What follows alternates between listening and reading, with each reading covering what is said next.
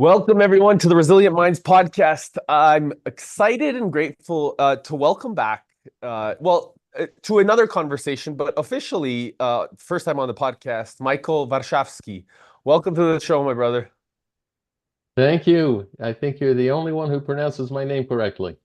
Well, because I'm Polish, so it works out, and it's so fascinating because Warszawa, which is where my father is born, and my mom 45 minutes just outside of it.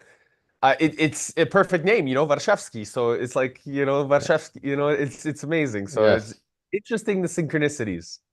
absolutely.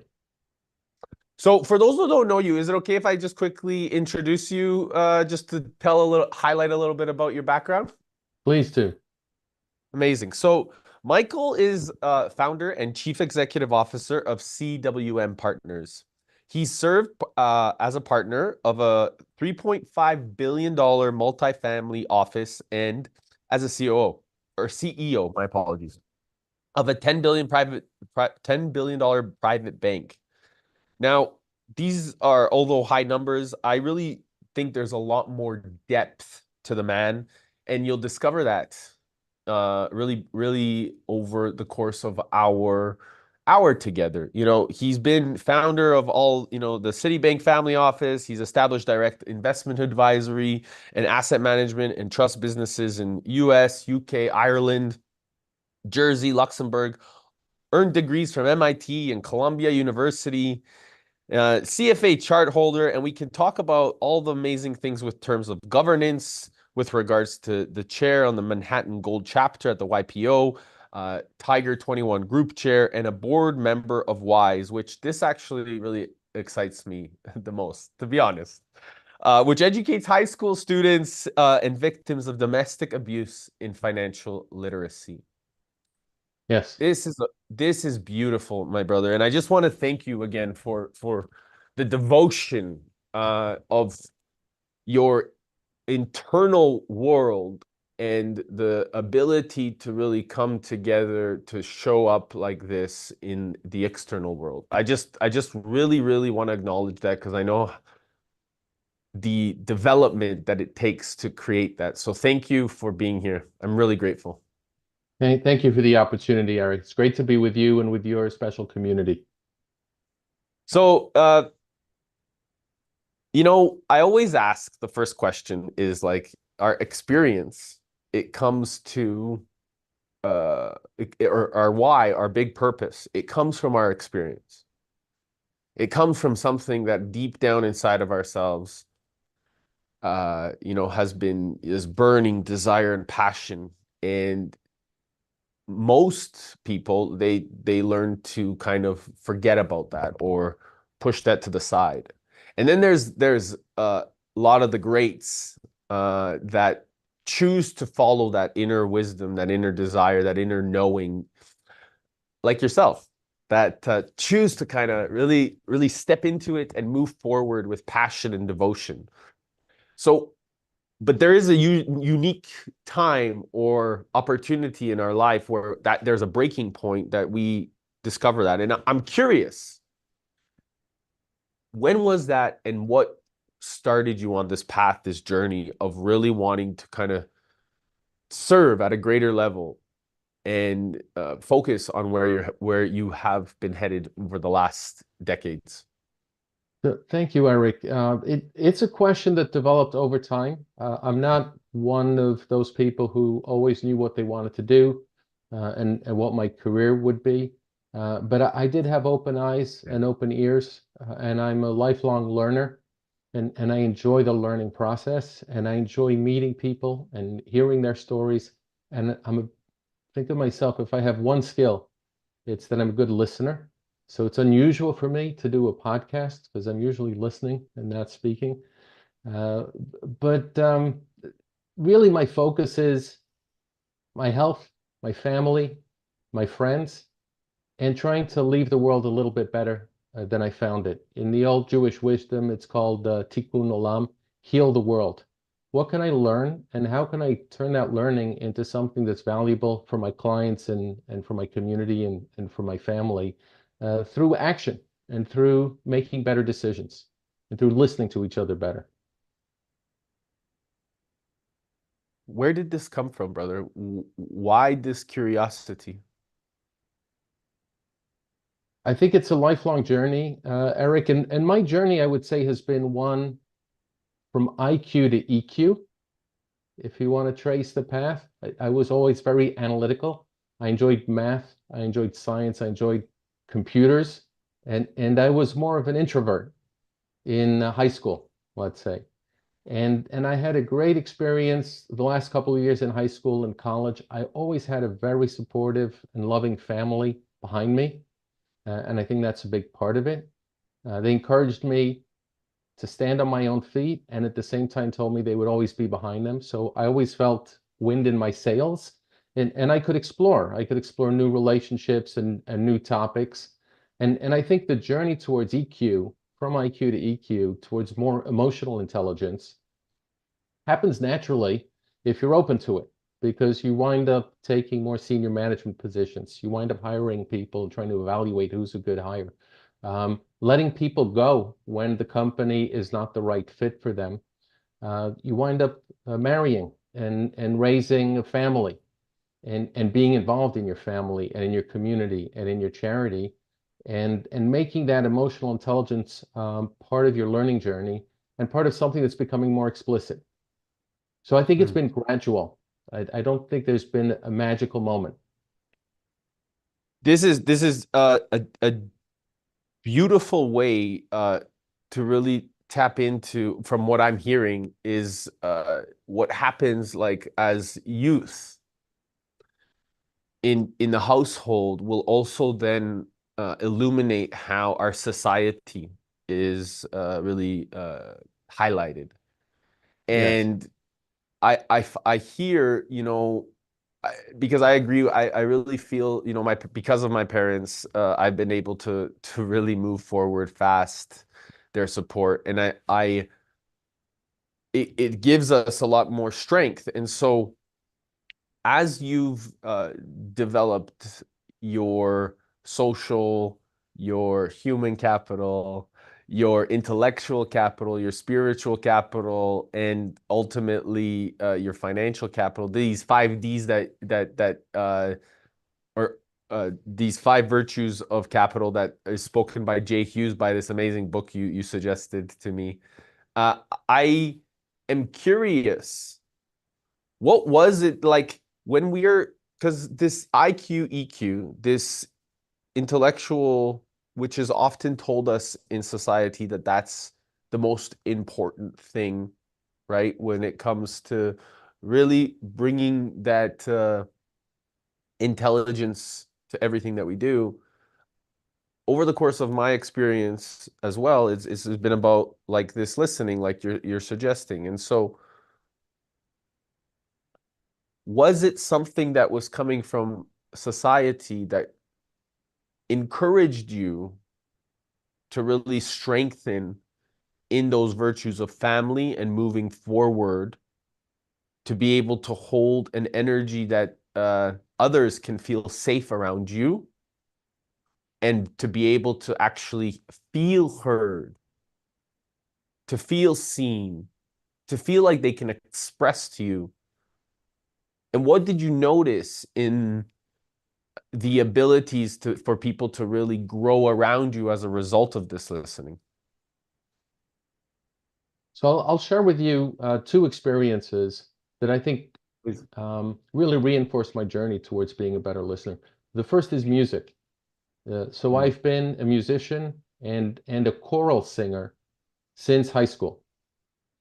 And the magic of a group of 50 or 100 people singing the same music together, but in different parts, in harmony and in counterpoint, is only achievable when you're following the same score. You could be interpreting it differently. You could be adding your own perspective, your own insight, your own emotion. Your conductor is a big part of that, and you as a group and the ethics of your group are part of that. But you need to make the music together for it to sound amazing. So you're not only adding your voice, you're listening to the other voices and you're making sure that you're balancing their voices and your voices so that they fit perfectly together. Because one wrong note, one person coming in at the wrong time or staying too late or singing off key makes a huge difference to the quality and to the strength of the whole experience. So part of my dream is, can we all listen to each other the way that a group of professional musicians or even amateur musicians listen to each other and create this synergy together, of the addition of multiple voices being so much greater, being multiplied in terms of its impact, its ability to uplift, to inspire, and to take the group to the next level. The other thing that I'll say is it's not all about harmony. Good Mm, music, good music goes through episodes of dissonance, of mm. music that is so where one voice is singing against the other one. It's called counterpoint or dissonance. And there's periods of dissonance and there's periods of resolution into harmony. And this is life as well. This is business, this is family, right? We are not all singing in harmony all the time. The music is taking us through various stages, and the dissonance, the counterpoint, the argument, the discussion brings us forward as long as we have the skills and the patience to resolve it into the next period of harmony. Profound, profound. And most people, I would say, are not taught this areas of recognizing this thoughtful disagreement or this dissonance to then figure out a better or even more empowering solution that allows for greater cultivation. And I imagine, like, this is beautiful, the way that you were able to really picture it and communicate it with the harmonics of music. And I imagine that this is like really resonating for most people that are listening, because for me it does. And having that awareness of paying attention to what's going on around you, and then being able to actually listen to what this disagreement, and by the way, this happens in some of our advisory meetings or board meetings.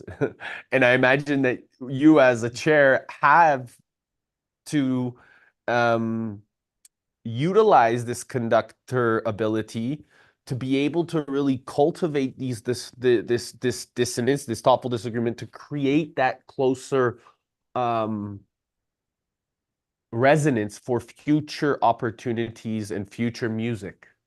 Absolutely. And I'll share with you a second experience or journey.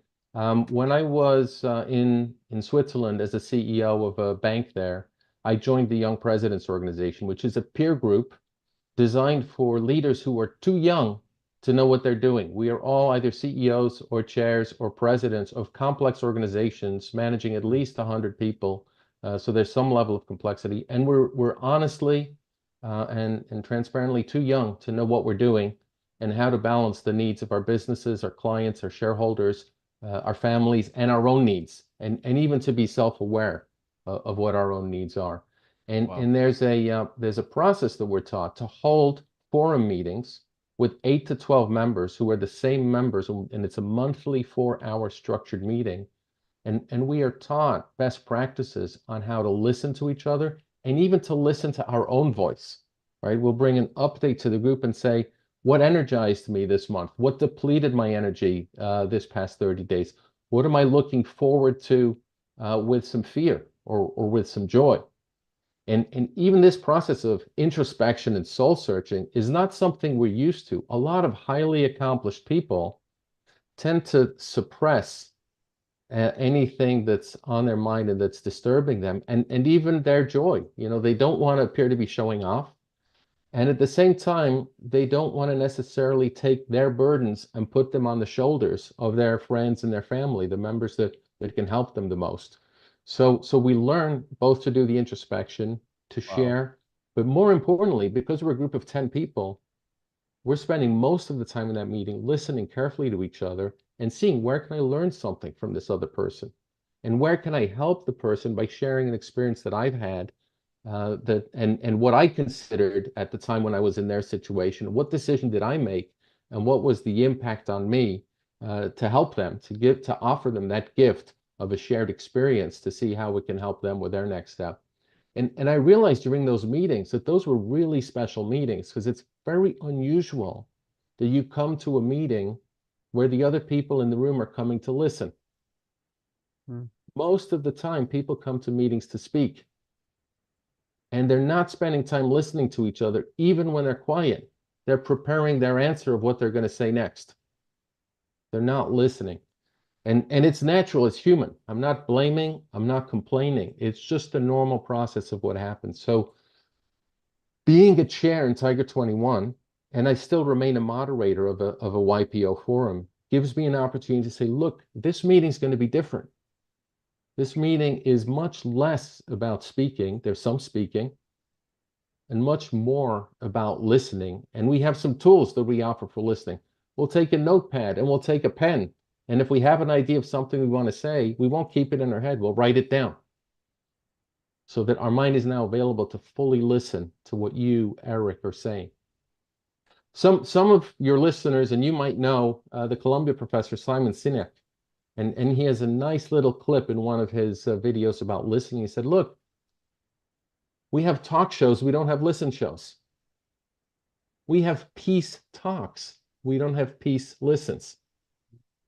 So listening, if there's one thing that I've learned, and by the way, I'm not very a patient person. I like efficiency. So I have to really control myself to be a good listener. And I have to help coach other people in a gentle but firm way so that they can be good listeners, even within my own family and within the families of my clients. And then we can make music together because we're listening to each other.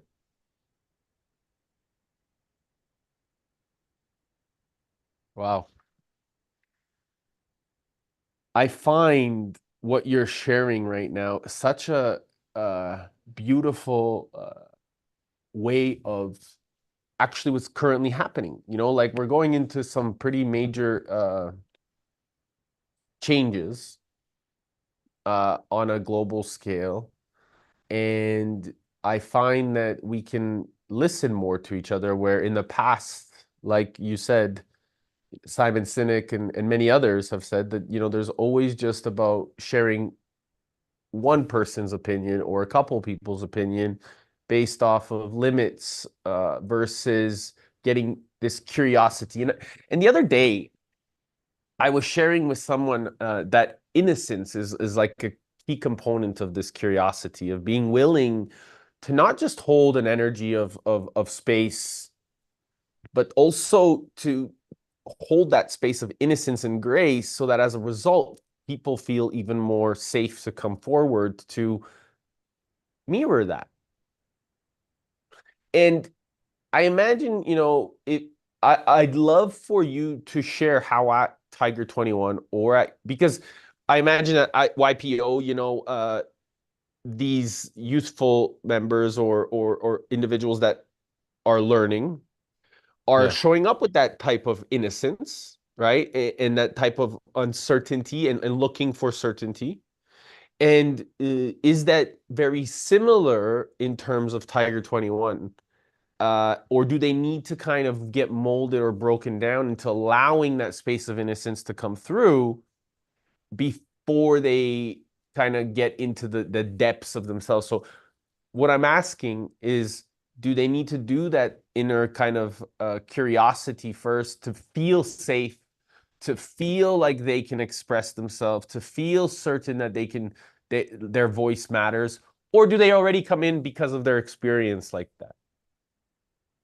Okay, so there's a few parts to that question, Eric. So Tiger 21, just for those who don't know, Yes, it's a my apologies. peer group community of 1,400 members in the US, Canada, UK, Switzerland, and a couple of other locations that are starting up.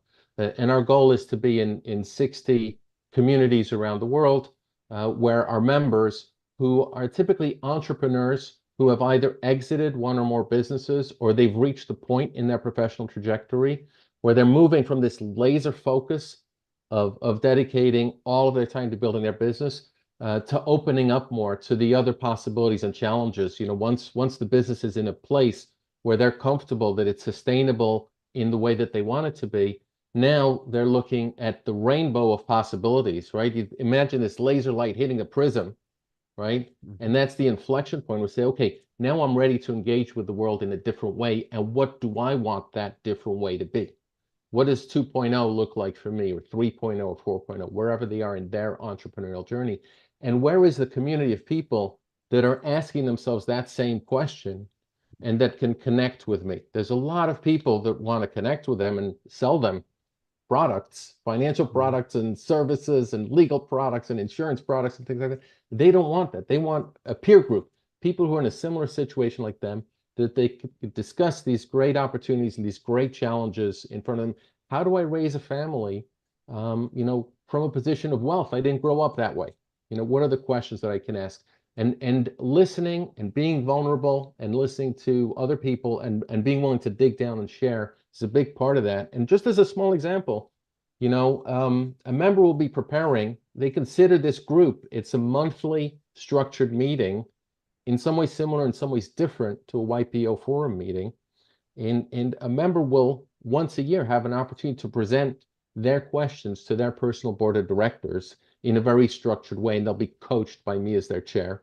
And a member will ask me, as an example, um, my question is, what should I do to double my wealth in the next N years, right? Whatever N is for them.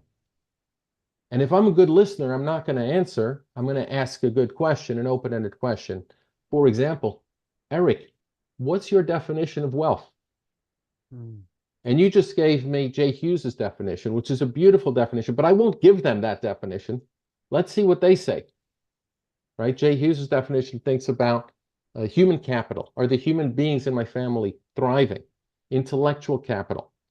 How am I preserving and growing the knowledge that my family's been accumulating so I can pass it to the next generations? And do they even want that? Right? And how do I engage them in that conversation?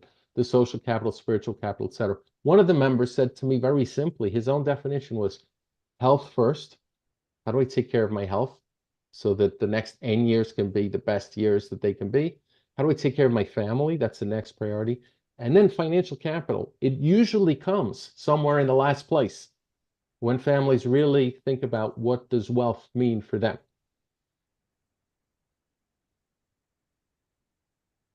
But sometimes if you ask the question, you help the person, whether they're a member of Tiger 21 or just a friend like you, Eric, you help the person take some of their values that are implicit to them and kind of raise them to the surface and become more explicit so that they can feel more connected to their own values and they can help articulate their values even to the close people around them.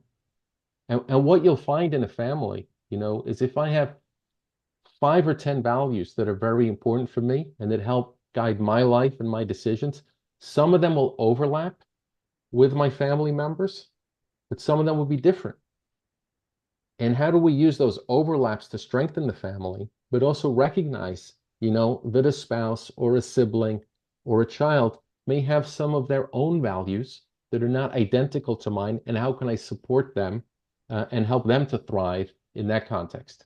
And how can we support each other? Mhm. This is for me extremely educational, by the way, because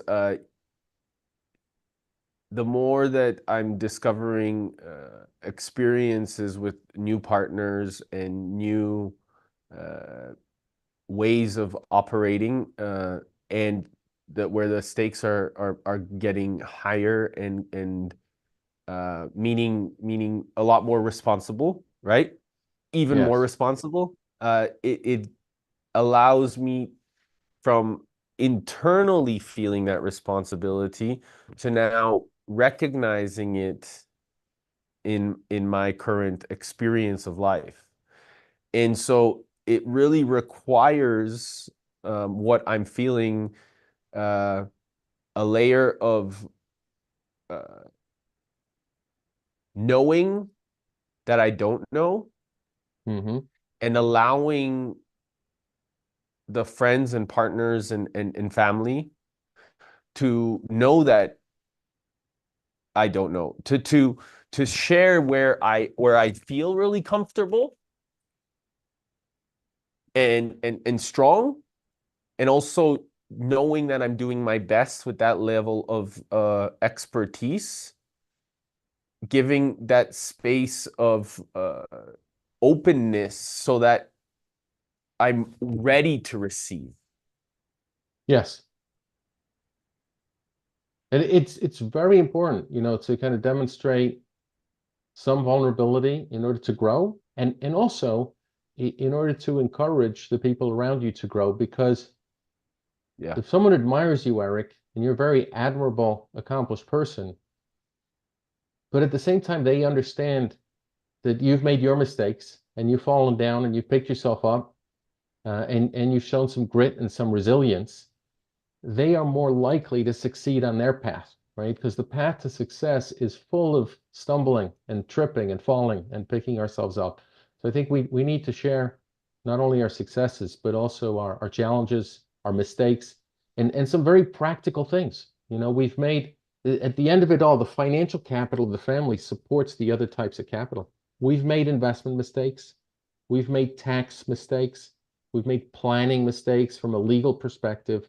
And we've learned over time that if we build kind of this team of professionals Yes. that are really good at what they do, whether it's on the investment side or on the tax side or on the legal side in terms of planning or insurance, or all these topics that help protect and grow the financial capital that supports the more important areas of the family's capital, the human capital, intellectual capital, et cetera. If we build the right team, if we coordinate the work of that team, it gets very practical. And then if you share your mistakes with, let's say, your kids who are going to manage that, and we can talk about business mistakes as well. If they're going to manage a family business or a family portfolio going forward, they will be less intimidated and more likely to say, okay, you know, I can learn, I can make some small mistakes, I can pick myself up, I can move forward from there, just like the person I admire or the people I admire did. By the way, there's a concept of a fiduciary that is Hmm. probably another technical concept that's important to talk about if we have time later. I would love to maybe just bring that up right now, real quick, since it's coming up in the present moment in terms of the fiduciary, and then really helping people understand their responsibility when it comes to bringing that awareness to those that may not know. I think this is Sure. a Yeah, I think this is a really important topic uh, that can bridge us actually going into the business scenario of allowing our uh, leadership from within to then amplify in terms of the family enterprise or family office, or any business experience that would be required from cultivating these multifamily offices, private equity, so on and so forth. Absolutely. So the financial services industry, according to the most recent, trust barometer that's put out by the Edelman Company, is the second least trusted industry in the country, in the US. The only industry that's trusted less than the financial services industry is social media. Wow. So financial services, where I've spent 3 decades of my career, um, is essentially a case of a few good people inside a really bad system. Why is it a bad system? And there's still good people inside it. Why is it a bad system? Because the priorities are upside down, right? The first priority of a financial services professional is their own salary and raise and bonus, and maybe that of their boss and their team. The second priority, it's a highly regulated industry, so they have to do a lot of compliance work and a lot of documentation. The third priority is they need to create a good return for their shareholders. These are all logical priorities, but it means that making sure their clients get good outcomes is usually, not in every case, but usually the fourth priority. And I would guess it's 90% of the cases, based on what I've seen and experienced. And one of the reasons is that they are not designed to be financial fiduciaries. They are designed to be essentially business counterparts where there's a contract between two entities or two persons that are assumed to be equal in knowledge, and it's buyer beware. If you sign the contract, you accept all the conditions, which may include hidden fees, which may include products that, even though they might be suitable for you, might be more expensive than products you can find somewhere else, and they're not required to give you the best advice for you. A fiduciary relationship is a completely different legal and moral relationship. It means, as a fiduciary is like a patient and a doctor relationship, or like a trustee and a beneficiary relationship, or a board member's relationship to their shareholder. It assumes that there is a person, the fiduciary, who has additional knowledge that the person that they're advising does not have, and it puts on them a higher level of standard, legal standard, moral standard, and a higher level of legal liability than you would in a like-to-like relationship, the way most financial relationships work. So it means I need to put, as a fiduciary, which I've been for all of my career, and more formally since 2013, when I could set up my own company and create it as a fiduciary in all aspects, right? Because most of the financial firms are not set up that way. But I've been that way, and it means I need to put my client's interests ahead of my own and ahead of the interests of my firm at all times, not just when I'm selling a specific type of product, or, not just on Tuesdays. So I think that's a very important element for clients to understand. There is a group that I recommend your community checks out in the States called the Institute for the Fiduciary Standard. We've developed 10 best practices for fiduciary financial professionals. The professionals that agree to follow those practices, that agree in writing, put themselves in a higher liability position and a higher position of trust for their clients. And I would recommend that anyone who's getting advice from a financial professional or from multiple professionals, because you don't want to put all your eggs in one basket, you want to have at least one fiduciary on your team, because that's a person that you can trust is putting your interests ahead of the interests of themselves and their firm. Is there, in addition to the US, do you have any suggestions for Canada or international? I think if you look at those 10 best practices, Okay. you can take those questions, and they're on the website of the Institute for Fiduciary Standard in the Okay. US. You can take those 10 questions and you can ask them of your financial professional. And if your financial professional says, yes, I could do those 10 things for you, then you're good. You're in an even better place if your financial professional will sign a document committing to it, but that's unlikely. Their firm might not let them do that. Mm. And why is that? Why would they not be allowed or to do that? Because it creates additional liability for them. Mm. And when you talked about these financial firms, what Yes. do you feel that has been this kind of disconnect for the last while, that there is, like, from my perspective, and maybe I'll before I go ask the question, I'll share my perspective, is, shouldn't the financial sector, from my perspective again, create utmost transparency, utmost honesty, utmost opportunity, so that it benefits most or all people, like, so that there's an opportunity to win, and those that are also regulating or being stewards, should there be an even more responsibility to be there for the people, by the people? And do you think that there has been a gap in the past, and is there an opportunity now that you're seeing to really bring that closer together, so even more people on a global standard can raise their levels of uh, abundance by Yes. stewarding this as leaders and then moving forward? What are your thoughts here? Look, first I will say that there are good companies, a small number, you need to work hard to find them. And there's a larger number of good people in bad companies, right? The companies that are not aligned and they're not, ready to present themselves as fiduciaries formally.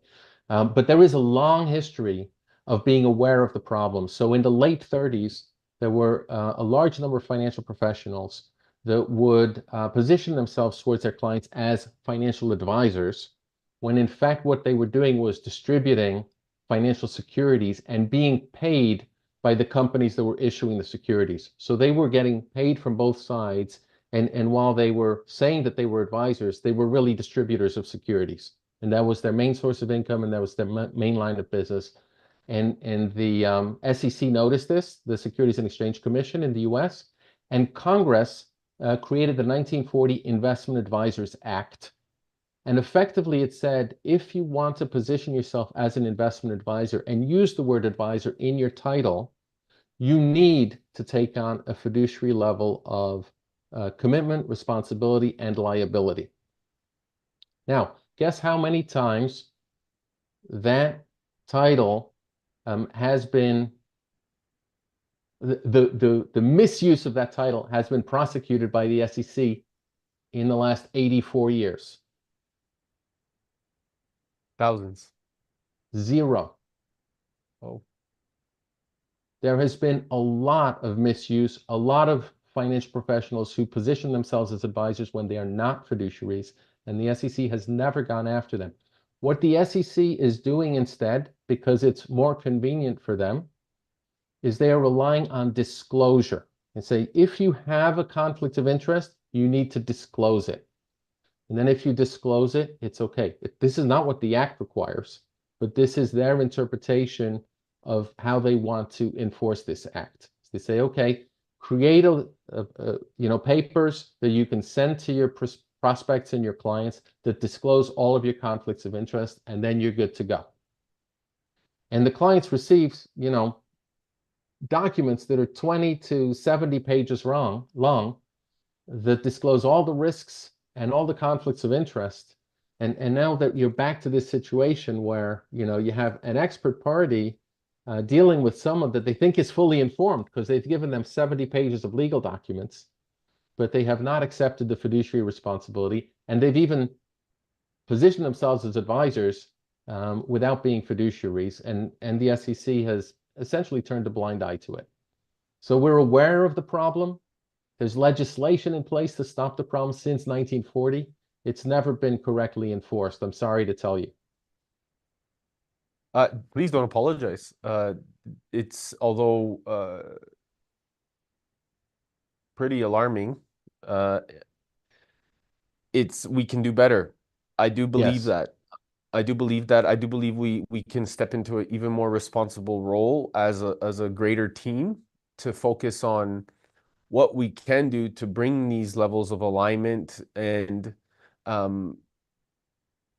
combine a more harmonic and thoughtful disagreement, dissonant musical intelligence to allow more cultivation of moving forward faster. And I believe that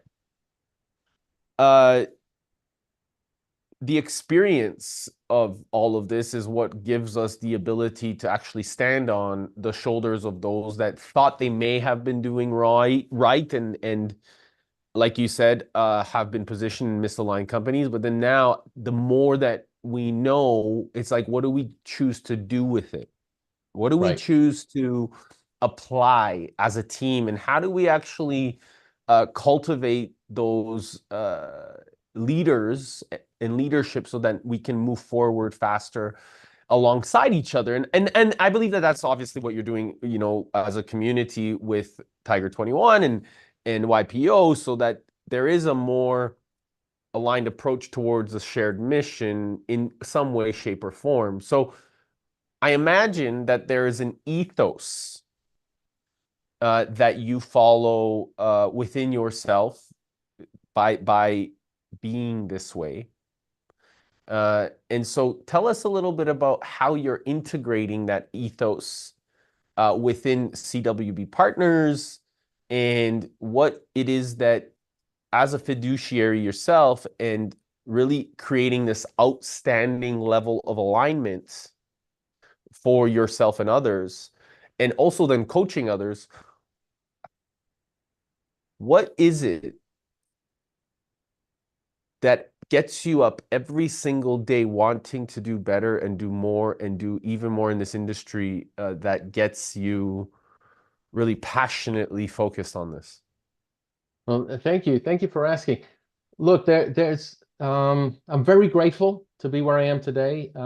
My career was not planned, but it turned out to follow a path of learning across multiple dimensions, ethical dimensions, technical dimensions, um, client relationship dimensions that put me in a position now to be really helpful to the families that I serve and of course to my own family and my friends in my community. And I enjoy serving. And I enjoy a servant leadership role as a chair in Tiger 21 and in some of my other philanthropic work, working in support of education and financial literacy, as you mentioned before. I feel very lucky. I'm trying to take these concepts that in some ways are philosophical and make them very practical. I've created a framework for my business that I call the Family Voice Framework. The idea is that every letter of the word voice is a different layer for a family to think about as they're building their long-term wealth plan.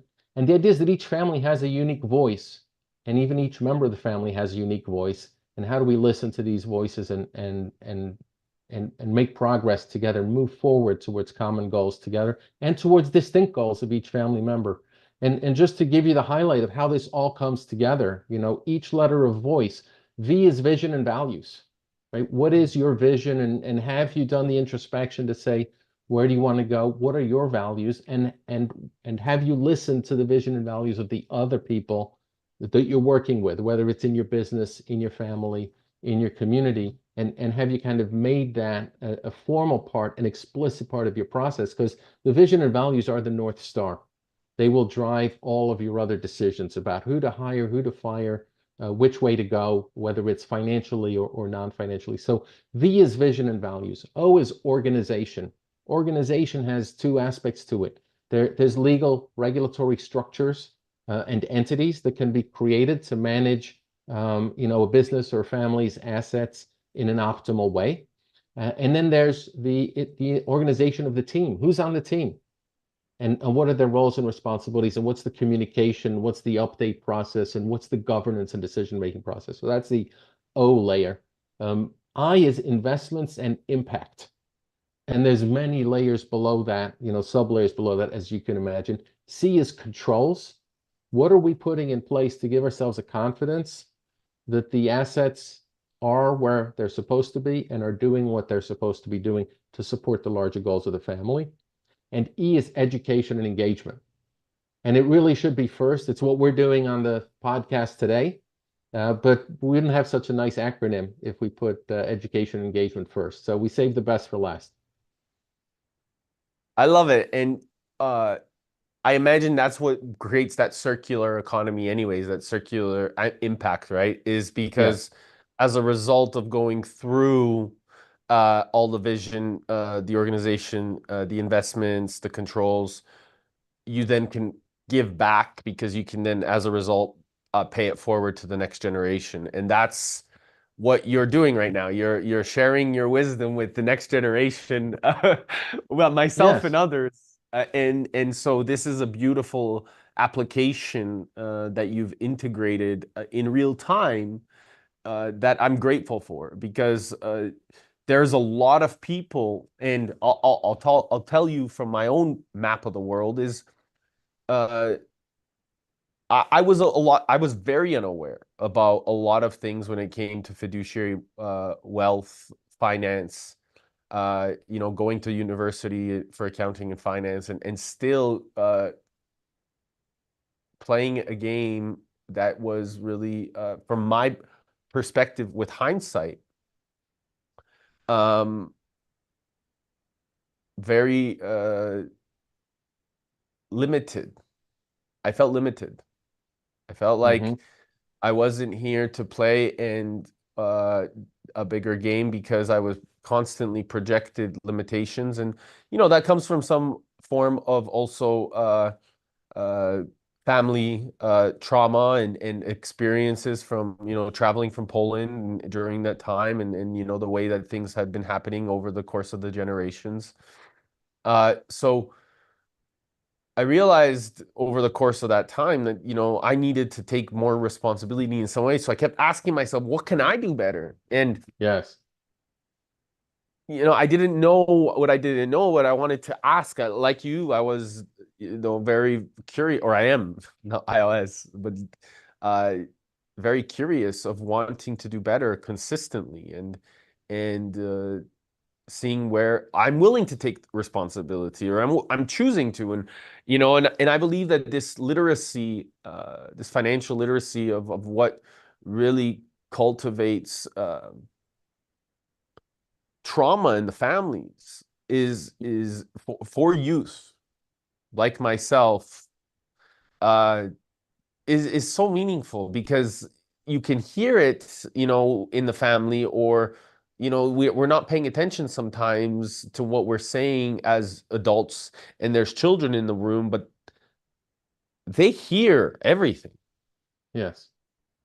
They're listening to all of this trauma, these pains that are coming through the parents when it comes to problems with finance and wealth and situations that are uh, being challenged because they don't know that they don't know. And so when they're observing, they end up taking on this trauma. And if they don't have the strength, like you described from Jay Hughes, the social, the intellectual, the spiritual, and the human capital, they will never get to that financial capital, because from my experience, this is what I needed to learn: is if in a household that was always struggling, it it gave, even though the feeling of family when it was times about being an abundance of love and like the family is like all of that was there, but as soon as the conversation of finance came up, it was always something that was traumatic. It was a pain, Mm. Yes. It's hard to talk about. you know? And so I'm curious, when it comes to this financial literacy, how are you with Wise and what you're doing there, integrating that from voice and CWB part, and then integrating that also with some of the things that you're doing with youth and the next generation YPO and things like this. Because by the way, I'm grateful that you're doing it, but I just would love to know a little bit more if anybody is curious, because I am. No, thank you. We have many programs in my not-for-profit organization working in support of education. And if anyone's in town in New York on October 9th and would like to learn more about them, let me know and I'll get you, into our gala dinner. Um, One of the largest programs is a financial literacy program that serves teachers and kids, high school students in 750 high schools around the country, mostly in underprivileged areas, schools, that are below the line, where they get free lunches and other support. Not every state, we're in 49 states, not every state in this country requires financial literacy to graduate from high school. So that's something we're working on as well from a policy perspective, because it's such an important tool of modern life to know financial literacy, to know that you should pay your credit card off every month and not get charged 24% interest, because at some point, the interest is costing you more than the initial things you purchased are costing you. To understand mortgages, to understand tax-free savings plans like 401k plans and individual retirement accounts, and all of the opportunities you have, to save and to grow step by step. And what we find is that in those states that don't require this, there are very courageous and forward-thinking principals and teachers and administrators in the schools who say, it's not required, but we need this. So we need to make time for this, and we need to learn this. And our group creates the materials and the certifications and the tests and celebrates the 100 top high schools in finance in the country, and we offer support to these teachers. But those are the real heroes, right? Because they're kind of fighting against the current and really doing something special for the kids, who then will bring it back to their siblings and to their parents in some cases and say, hey, you need to be financially literate out there, and you need to make your finances work for you, not against you, because the system may or may not be there to help you, as we discussed before. So we've got to equip our young people with the tools to kind of stand on their own feet, as I was always encouraged by my parents to stand on my own feet. Let's really pay that forward. And we're in 750 schools. I wish we were in 7,500. But we've Let's make already it happen. impacted the lives of more than a million kids, and it's really satisfying work, Eric. Brother, that this is what we're here for, is to cultivate the next generation and Yes, to amplify so that they I always say, is like, how can we leave every relationship, every person, every experience, every uh like every space that we walk into better than when we found it? And ultimately, how yes. can we leave our lives behind better than when we found them?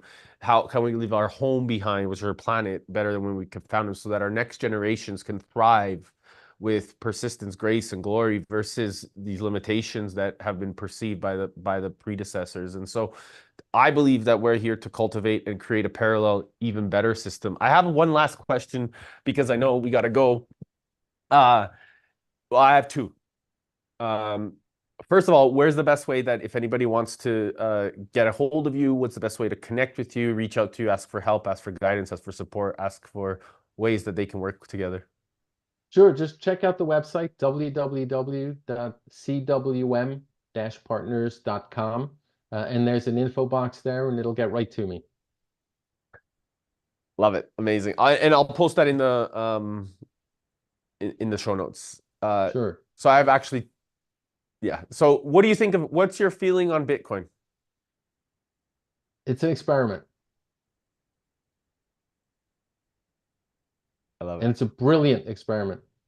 Brilliant, dazzling experiment, extremely volatile. I'm fascinated by it. I don't have any recommendation of it. I got in, I got out, and I'm still a fascinated observer. I love it. Uh, if you had 3 days left to live, what would you do? Be with my family and my friends, gather everyone together and enjoy each other. Brother, I feel like we've really come together for a very meaningful purpose, and I'm excited to discuss deeper in depth, in private and in public and everywhere we go. But I just want to ultimately thank you for your time, because I know it's our most precious resource. Thank you, Eric. I look forward to continuing our conversation. See you later. See you.